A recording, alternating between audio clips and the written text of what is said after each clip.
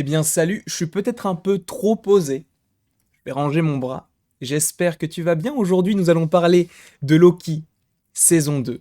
Là, dans cette vidéo, nous n'allons pas nous intéresser par rapport, ou à plutôt, c'est plus français, No Way Home, ou à Doctor Strange in the Multiverse of Madness, ou encore à Ant-Man Quantum Mania, ou plutôt Ant-Man et la Guêpe Quantum Mania, même si on va un tout petit peu en parler parce que c'est nécessaire, mais je voulais vous parler donc de Loki véritablement et de l'avenir, ou pas de l'avenir de Loki, puisque ça on y viendra dans une autre vidéo, mais de l'avenir de la série, parce que vous le savez, ou peut-être pas, mais à la fin de la série, il y avait ce petit encart qui a servi au dernier épisode entre guillemets de scène post-générique où il y a marqué Loki will return in season 2, ce qui signifie Loki reviendra dans une saison 2.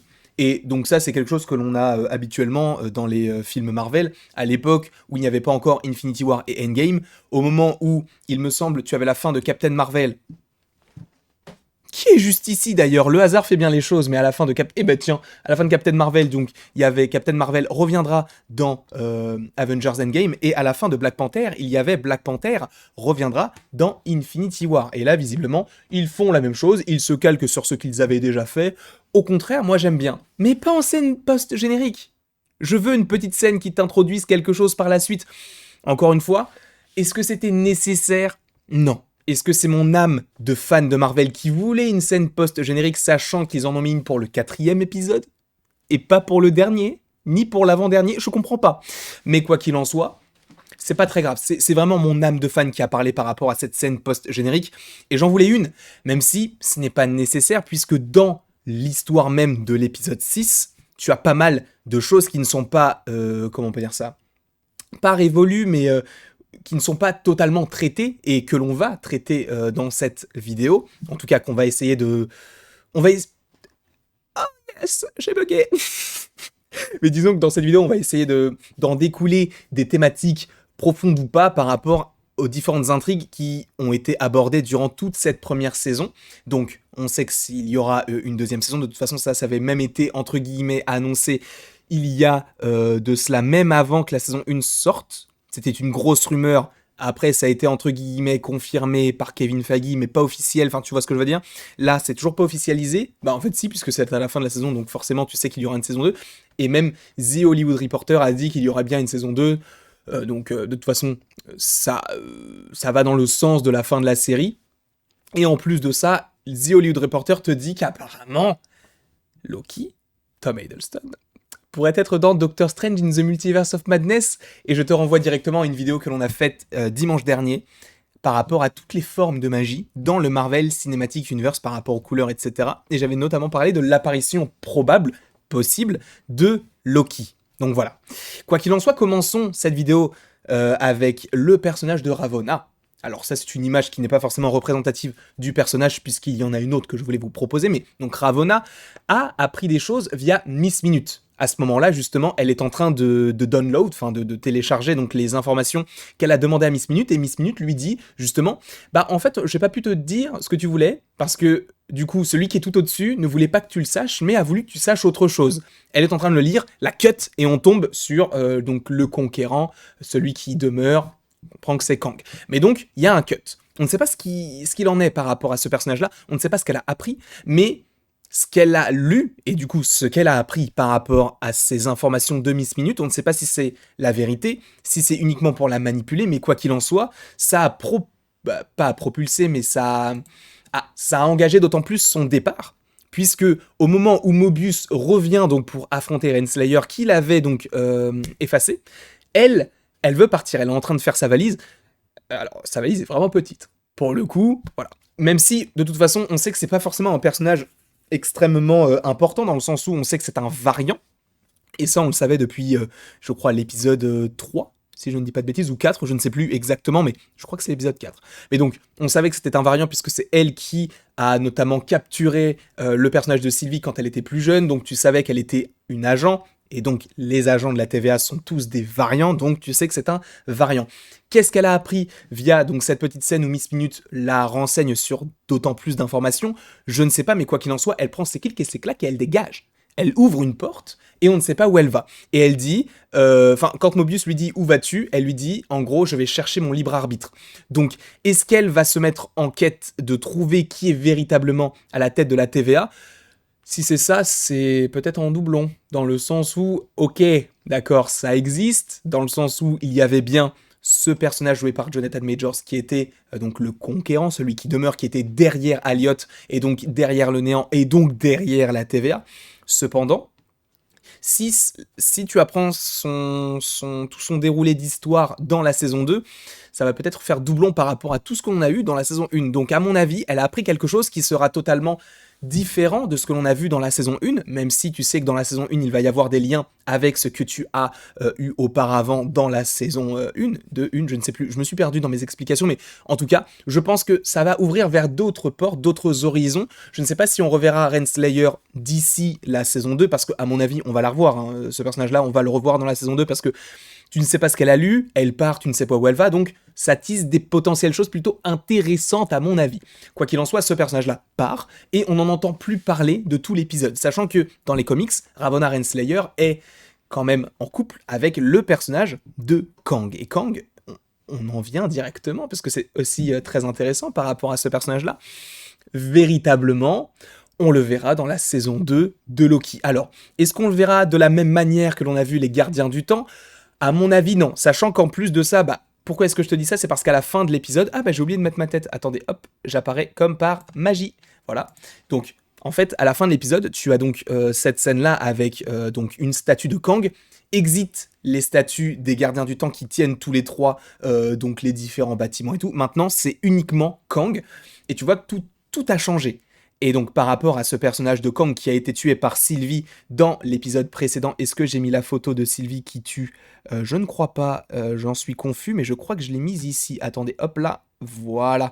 Donc Sylvie tue Kang, donc, en tout cas le conquérant qu'il y a dans l'épisode final de la saison 1 de Loki, ce qui en vient à ramener donc différentes timelines totalement différentes timelines totalement différentes. Waouh, on est sur un niveau de français incroyable. Mais en tout cas, vous voyez qu'il y a plein de timelines qui vont s'entrechoquer, pas qu'ils se créent, mais qui s'entrechoquent. Et là, c'est clairement l'anarchie. Donc, la guerre multiverselle, est en marche. On le sent. Est-ce que tout cela sera élaboré dans Loki? À mon avis, non. Et je vais y venir, parce qu'en fait, il y a un film entre les deux, comme je vous l'ai dit, et je n'ai pas la photo, mais je vais remettre ma tête, qui s'appelle Doctor Strange in the Multiverse of Madness, qui devrait donc s'installer après Loki, logiquement, après également Spider-Man No Way Home, logiquement, puisque tu as Doctor Strange qui est dans le film No Way Home, mais qui est également dans son film solo, donc tu sais que, sachant que le film se passe après, sort après, donc tu sais que le film se passe après par rapport à tout cela. Donc, sachant que même The Hollywood Reporter te dit, apparemment, il pourrait, et ça c'est à prendre avec d'énormes pincettes, et ce ne sont que des rumeurs, mais il pourrait y avoir Tom Hiddleston dans le film Doctor Strange in the Multiverse of Madness, et que clairement Doctor Strange est là pour arrêter, donc toute cette folie. Clairement, là, ça va être n'importe quoi. Donc, en plus, t'as America Chavez qui est là, t'as Schmout, je me souviens plus, mais tu sais, le sort de tentacule, là, enfin, ça va être un truc juste incroyable. Donc, dans Doctor Strange 2, j'imagine que Loki, si jamais The Hollywood Reporter dit vrai, en tout cas par rapport aux rumeurs qui existent, s'il y a Loki dans Doctor Strange 2, à mon avis, il va y avoir une évolution entre la série Loki et Doctor Strange 2, si bien que la saison 2 de Loki se passerait après Doctor Strange 2 et après que toutes ces petites failles de réalité interdimensionnelle, tout ça, du coup, ce ne soit plus qu'une seule et même ligne et qu'on en revienne donc à la base de pourquoi est-ce qu'il y a toutes ces lignes-là et qu'en final, on y revienne du coup à une seule ligne. Ça ferait peut-être un peu doublon, mais en fait, je ne sais pas ce qui pourrait exister d'autre comme intrigue, parce que j'ai peur justement qu'on aille en fait vers du rébarbatif, entre guillemets, dans le sens où toute la série en fait se base sur la TVA.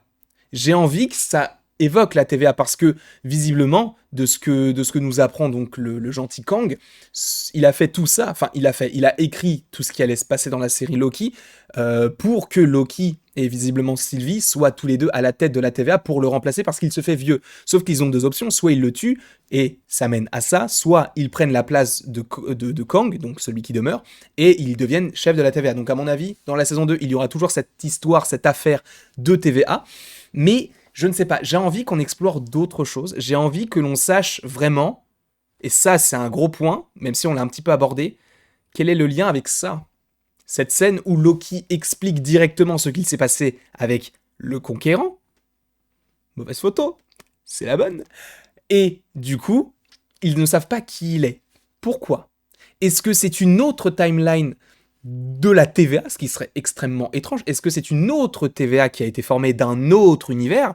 Puisque, je vous le rappelle qu'il y a eu un léger affrontement avec Sylvie, et que Sylvie, après, a tué Kang et a envoyé Loki donc à la TVA. Peut-être que ce n'est pas la même TVA, peut-être qu'il existe une infinité de TVA, puisque nous avons une infinité d'univers, donc peut-être que, et ça c'est marrant parce qu'on en parlait tout à l'heure, là sachez qu'on est le 14 juillet, donc je fais cette vidéo le mercredi, mais on en parlait tout à l'heure avec la team, donc Mathéo, Momo, Mikey et Sacha. Et c'est vrai qu'on n'avait pas totalement compris qui avait la vraie timeline. Parce que si tu as plusieurs TVA, là, chaque TVA, donc de chaque univers différent, peut se dire, bah non, en fait, c'est notre réalité à nous. La bonne, c'est la nôtre. Parce que là, je suis désolé, mais c'est une TVA totalement différente. Alors oui, les thématiques sont les mêmes, entre guillemets, dans le sens où Mobius et B15 font équipe, savent qu'ils sont des variants, regardent qu'il y a donc tout ça qui explose par rapport donc à la mort de Kang qui ne peut plus gérer donc toute cette TVA. Cependant, donc tu as tout ça qui est lié, hein, le fait qu'il explique, que Loki explique tout ça, c'est très lié, mais le fait que Mobius et B15 ne sachent pas qui est ce personnage de Loki, c'est extrêmement étrange. Donc est-ce que, du coup, le fait que tu aies... Attendez, je vous remets la photo, c'est celle-ci, normalement. Le fait que tu aies cette photo-là, est-ce que cela explique que tu aies différentes TVA qui sont là pour gérer chacun leur flux temporel, et que là, bah, visiblement, tout est déraillé, et que peut-être que chacun des accros qui se forment est en fait une vraie timeline dans leur réalité. C'est extrêmement étrange et je vais peut-être trop loin, mais cette série, elle va trop loin et on est là aussi pour théoriser. Donc, évidemment, je ne dis pas que tout ce que je t'ai dit dans la vidéo va arriver, mais que ça peut arriver, puisqu'en plus de ça, comme je te l'ai dit tout à l'heure, on revient encore sur cette statue qui n'est autre que Kang, donc le personnage joué par Jonathan Majors que l'on avait vu tout à l'heure, c'est le même personnage. Même si, bon, c'est une version différente. Alors, j'en avais parlé un petit peu avec Anto, il me dit que celui-ci, c'est Immortus, parce qu'Immortus, il est un petit peu vieux, etc. Il est plus en gestionnaire, c'est vrai que il est plus dans la gestion, il est pas trop dans l'affrontement, etc. Alors que celui-ci, ce conquérant-là, à mon avis, il va envoyer du très très très lourd. Alors, j'ai peut-être un petit défaut par rapport à ce Kang-là, c'est qu'il nous dit qu'il en existe une infinité. On le sait très bien, mais est-ce qu'avoir énormément de Kang, ça va pas nous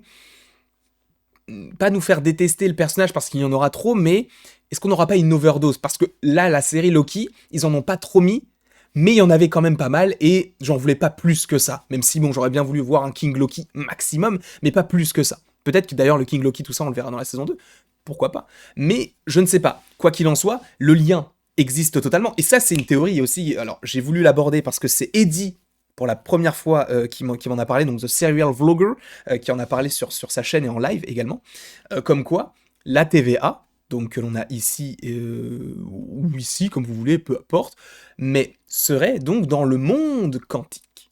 Et ça, c'est une théorie que j'ai appréciée, parce que au début, j'étais pas fan, je te le dis clairement, j'étais pas forcément le plus grand fan de cette théorie-là, mais au final, plus les épisodes avancent, et plus je me dis, bah, le temps défile moins vite, etc. Enfin, tous les arguments qu'Eddie m'avait donnés, bah oui, ça s'est avéré, donc bravo à toi Eddie. N'hésitez pas à aller à vous abonner à sa chaîne YouTube, elle est très cool, très qualitative. Mais en tout cas, je me suis posé pas mal de questions, sachant que tu as Kang, qui est présent, qui est encore une fois présent à la fin, qu'en plus de ça, si jamais la TVA est dans le monde quantique, ça peut encore faire un lien avec Ant-Man, Quantum Mania, enfin Ant-Man et la guêpe Quantum Mania. Pourquoi est-ce que je te dis ça? Parce que justement, Loki, enfin dans la série Loki, on ne s'attendait pas à voir Kang. Bah oui, parce qu'il y avait pas mal de théories, mais c'était pas officiel, on ne savait pas qui était le méchant de l'histoire.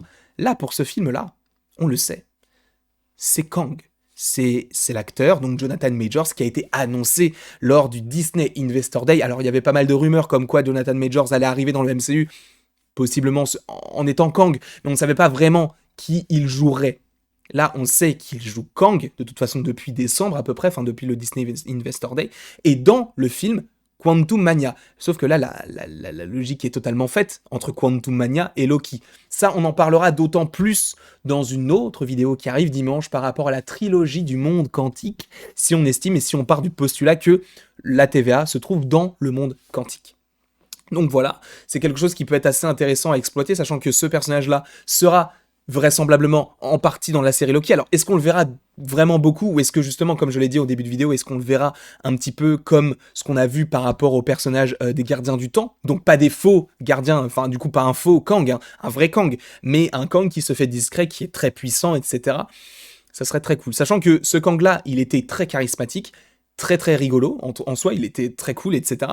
Mais on n'a pas vu toute sa puissance parce que c'était quand même un Kang vieillissant. Alors que là, visiblement, déjà il y a une infinité de Kang, donc on pourra avoir un Kang ultra puissant, et ne pas oublier que Kang fait partie de la famille des Richards. Et qui sont les Richards?